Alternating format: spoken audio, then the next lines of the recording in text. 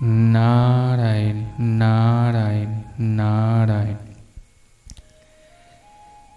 स्वास्थ्य संजीवनी उपवास भारतीय जीवनचर्या में व्रत एवं उपवास का विशेष महत्व है। इनका अनुपालन धार्मिक दृष्टि से किया जाता है, परंतु व्रतों उपवास करने से शरीर भी स्वस्थ रहता है। उप यानी समीप और वास यानी रहना। उपवास का सही अर्थ होता है ब्रह्मा परमात्मा के निकट रहना। उपवास का व्यवहारिक अर्थ है निराहार रहना। निराहार रहने से भागवत भजन और आत्मचिंतन में मदद मिलती है। वृत्ति अंतर्मुख होने लगती है। उपवास पुण्यदायी, आम दोषहर, अग्नि प्रदीपक, स्फूर्तिदायक तथा इंद्रियों को प्रसन्नता देने वाला माना गया है। अतः यथा काल यथा विधि उपवास करके धर्म तथा स्वास्थ्य लाभ करना चाहिए। आहारम पचति सिखी दोषान आहार वर्जिता, अर्थात पेट की अग्नि आहार को पचाती है और उपवास दोषों को पचाता है। उपवास से पाचन शक्ति बढ़ती है। उपवास काल में रोगी शरीर में नया मल उत्पन्न नहीं होता है और जीवन शक्ति को पुराना जमा मल निकालने का अवसर मिलता है। मल मूत्र विसर्जन सम्यक होने लगता है। शरीर में हल्कापन आता है तथा अति निद्रा तंद्रा का नाश होता है।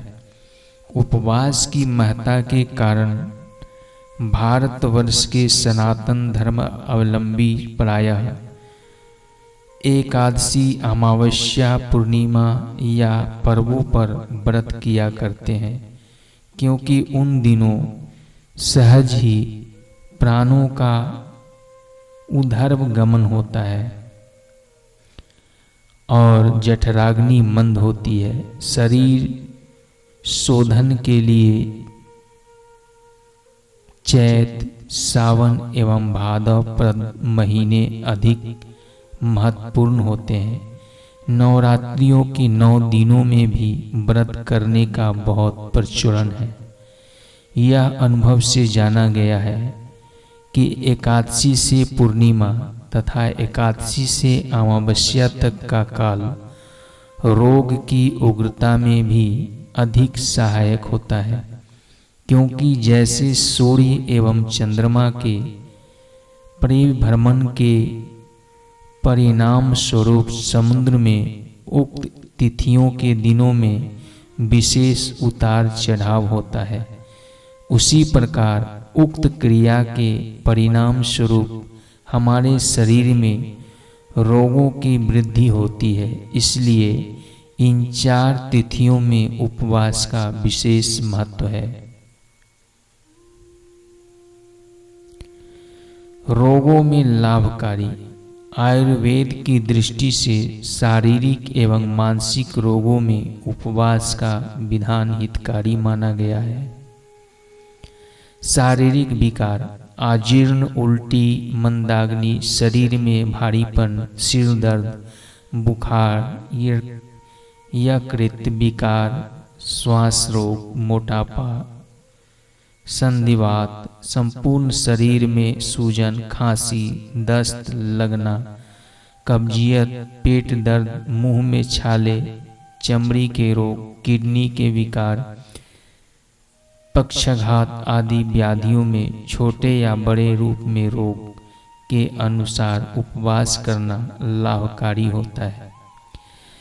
मानसिक विकार, मन पर भी उपवास का बहुमुखी प्रभाव पड़ता है।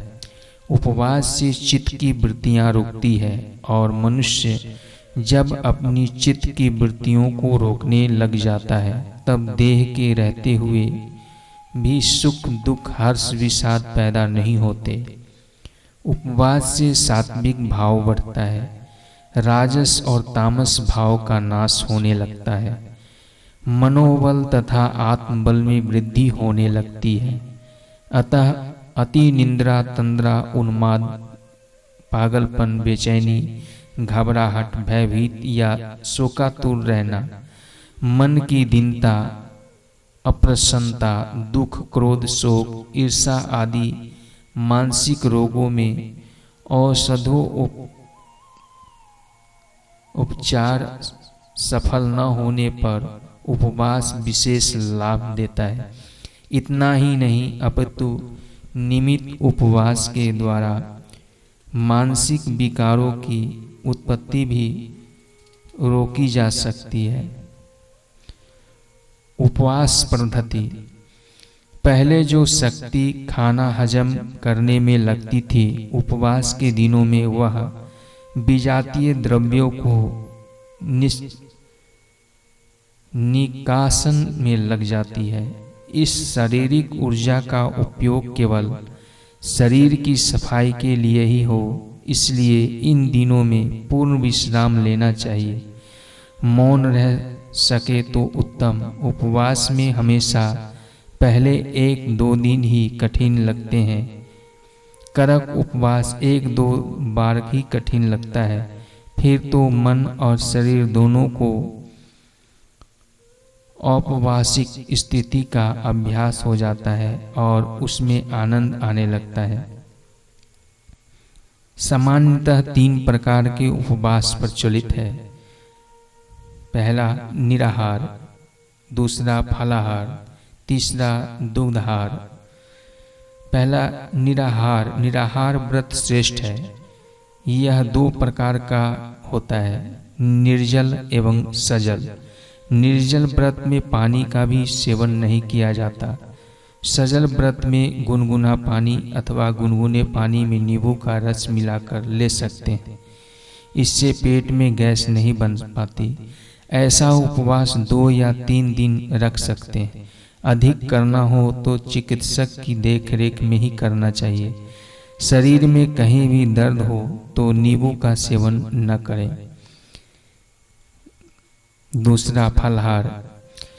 इसमें केवल फल और फलों के रस पर ही निर्वाह किया जाता है। उपवास के लिए अनार, अंगूर, सेब फल और पपीता ठीक है।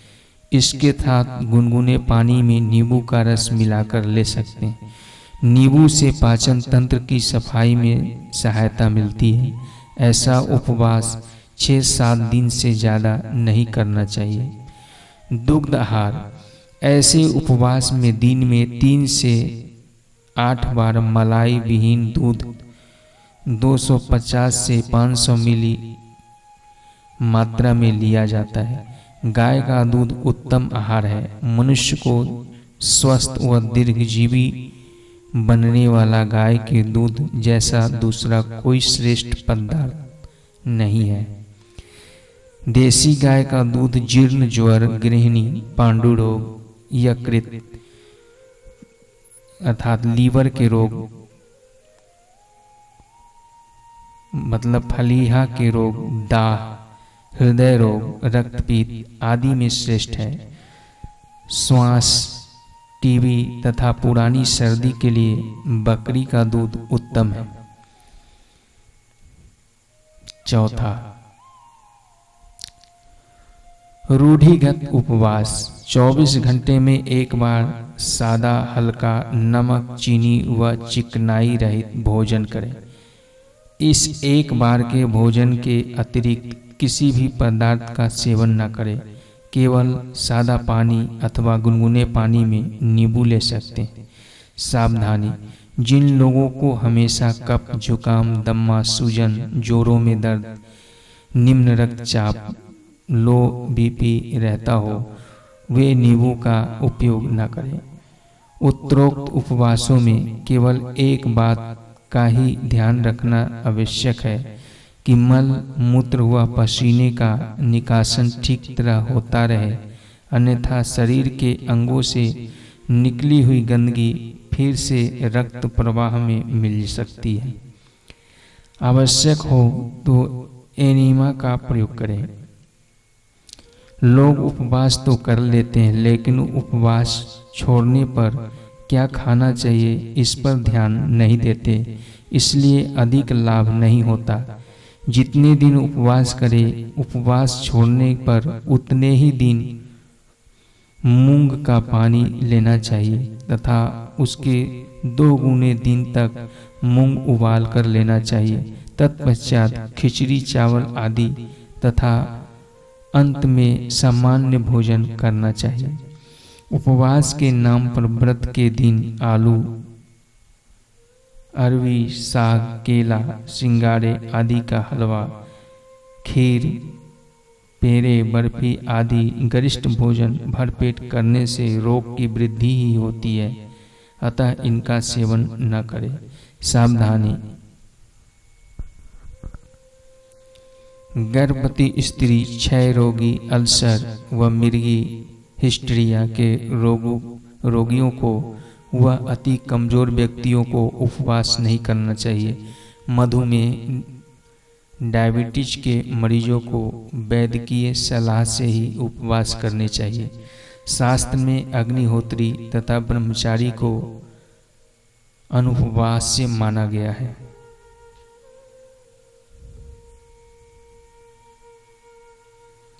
नारायण नारायण नारायण नारायण।